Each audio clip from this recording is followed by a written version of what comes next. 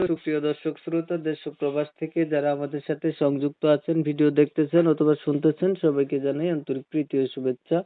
বন্ধুরা, আমি কথা বলছিলাম সুইট একটা আপুর সাথে, প্রতিবেদন করবে, অডিও কলে সংযুক্ত। কেন আসলে উনি প্রতিবেদনে, বিস্তারিত ভিডিও জুড়ে থাকছে, অবশ্যই ভিডিওটা কন্টিনিউ করলে বুঝতে পারবেন। আসসালামু আলাইকুম। ওয়ালাইকুম সালাম। কেমন আছেন ভাইয়া, ভালো আছেন? জি আলহামদুলিল্লাহ ভালো আছি। ভালো আছেন, ভালো থাকবেন, ভালো থাকাই কামনা করছি। শুনতে চাচ্ছিলাম প্রতিবেদন আসার কারণ কি ছিল? ভালো একটা মনের মানুষের জন্য। বাবা নাই তো, বাবা বিয়ে করে চলে গেছে, মাও ফেলে বিয়ে বসে গেছে। খালার কাছে থাকি বুঝছো, এই খালুতে অনেক জ্বালা যন্ত্রণা দেয় তো, কাজে যাইলে ভালো, কাজে না যাইলে বকাঝকা করে।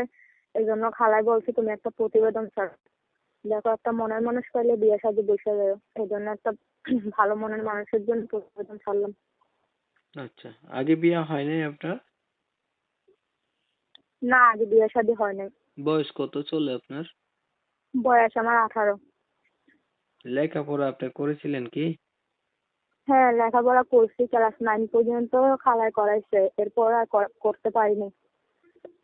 ভালো করছেন। কোরআন শরীফ পড়তে পারেন? জি আলহামদুলিল্লাহ করতে পারি। নামাজ পড়া হয়নি? জি নামাজ পড়ি।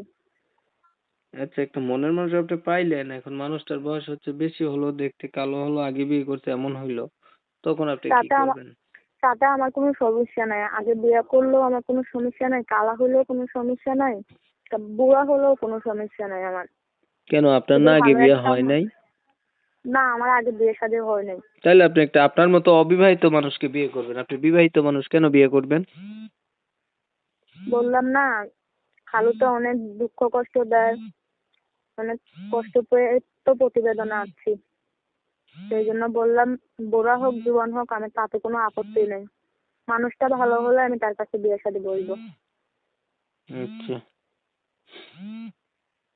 ঠিক আছে, আপনার বিষয়টা আমি একটু ক্লিয়ার করছি দর্শকদের জন্য। প্রিয় দর্শক শ্রোতা, শুনছিলেন আমি কথা বলছিলাম, এই সুইট সুন্দরী আপুটি প্রতিবেদনে আসছে, ভালো একটা মনের মতো মানুষ চাইতে আছে। ওনার হচ্ছে আগে বিয়ে শাদী হয় নাই বা মনের মানুষও নাই। ওনার হচ্ছে পরিবার সম্পর্কে জানতে গিয়ে জানলাম যে ওনার বাবা মা কেউ নাই, খালার কাছে থাকে। এই হচ্ছে অবস্থাটা। তো উম, খালাও একটু কষ্ট মষ্ট দেয় আর কি।